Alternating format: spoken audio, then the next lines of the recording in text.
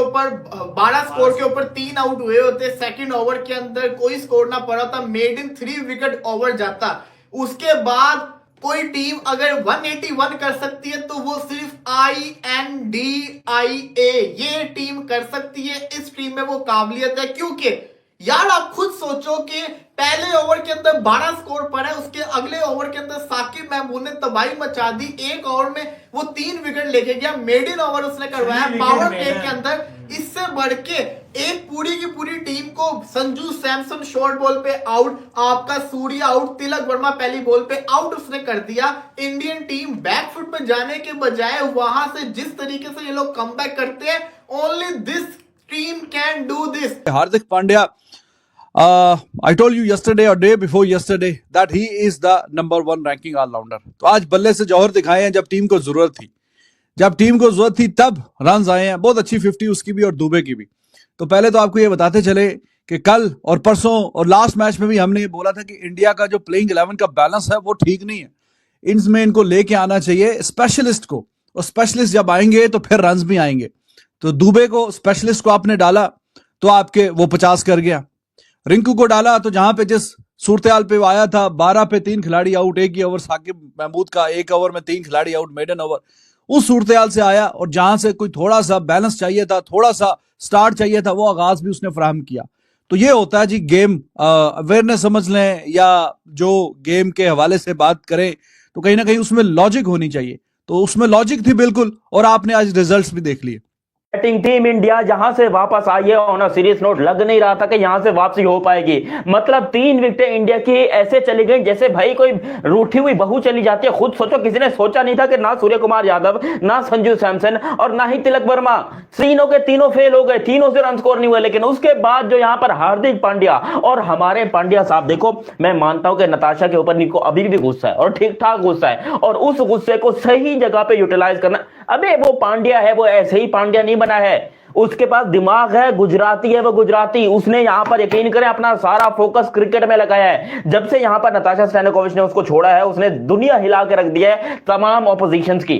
जो भी ऑपोजिशन आता है यहां पर हार्दिक पांड्या ये रख के मारता। आज का मैच जीतेगा, बिकॉज आज का मैच जीतना बनता था। देखो आप लास्ट मैच के ऊपर नहीं छोड़ सकते, हालांकि लग रहा था, वो कहते हिंदी में बोलते कि लक्षण ऐसे थे, लक्षण ऐसे थे कि लग रहा था कि टीम इंडिया मुश्किल में होगी, टीम इंडिया आखिरी मैच के ऊपर छोड़ेगी। लेकिन वो हार्दिक पांड्या और शिवम दुबे ये कुछ और ही सोच कर आए थे। 5 विकेट गिरने के बाद जिस तरह का कमबैक हुआ, जिस तरीके से टीम इंडिया ने शानदार जीत हासिल की है, जिस तरह से 57 के ऊपर 4 आउट थे, लग नहीं रहा था 79 पर इवन 5 आउट थे। हाँ 12 पे 3 थे, तो लग नहीं रहा था कि ये मैच जो है इतना आगे जा सकता है। लेकिन फिर शिवम दुबे और हार्दिक पांड्या ने मिलकर इस मैच की जो काया है उसको पलट के रख दिया। बड़ी बेहतरीन किस्म की जो है दोनों ने बैटिंग की, बड़ी शानदार किस्म के दोनों ने जो है 50-50 रन मारे।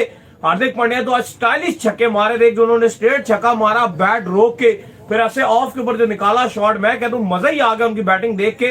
कहीं ना कहीं हार्दिक पांड्या एक स्टाइलिश बैट्समैन तो जरूर है, और शिवम दुबे ने भी खूब उनका साथ निभाया और इंडिया 181 के ऊपर जाकर खड़ा हो गया।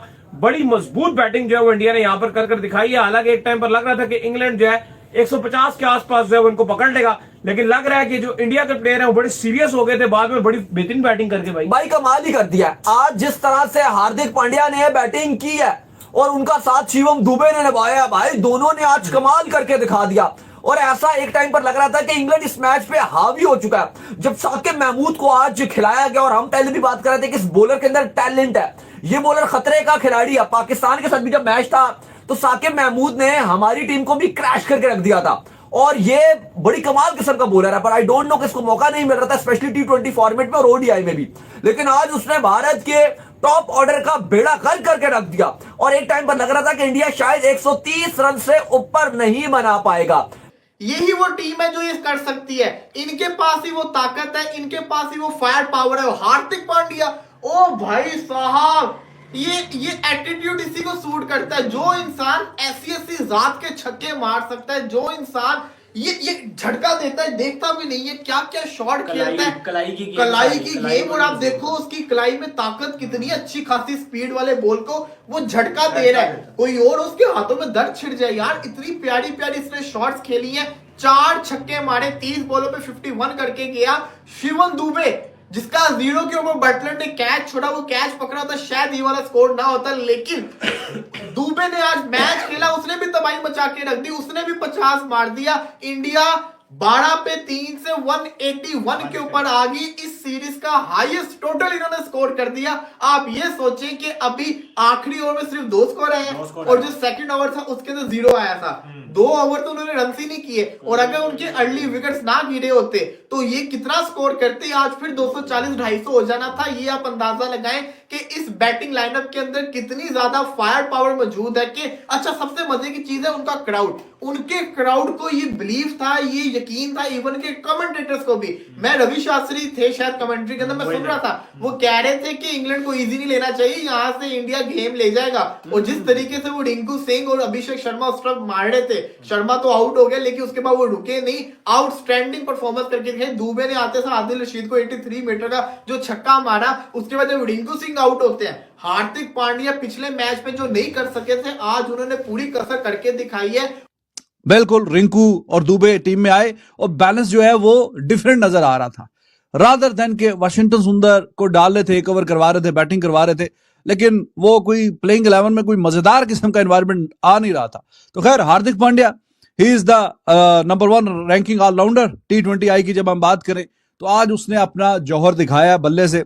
हाँ, शुरू में आके थोड़ा मतलब इनिंग्स में एंड पे तो जिस तरह के चौके छक्के लग रहे थे, शुरू में जो आके उसकी बॉल को छोड़ा भी आदिल रशीद का, ऑफ बाहर की बॉल थी, उसको जाने भी दिया टेस्ट की तरह, जैसे बॉल बाहर जा रही है।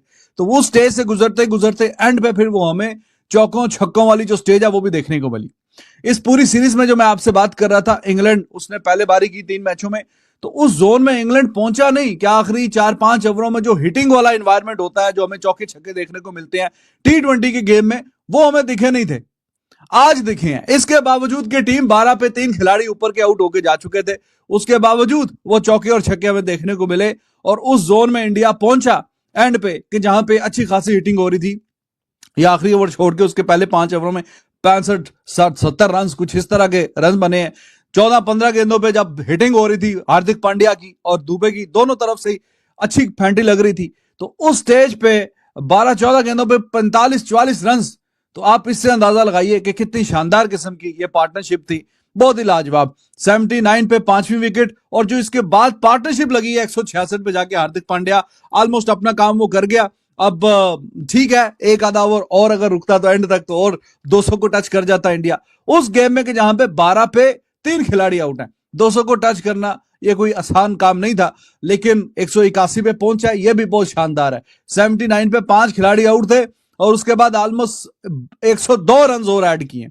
79 पे जब विकेट गिरी है रिंकू सिंह की, तो उसके बाद से लेस देन 10 ओवर्स में दे कंट्रीब्यूटेड 100 मोर रन्स, मोर देन 102 रन्स। और ऑब्वियसली हार्दिक पांड्या और Dubey, they both performed in an excellent manner.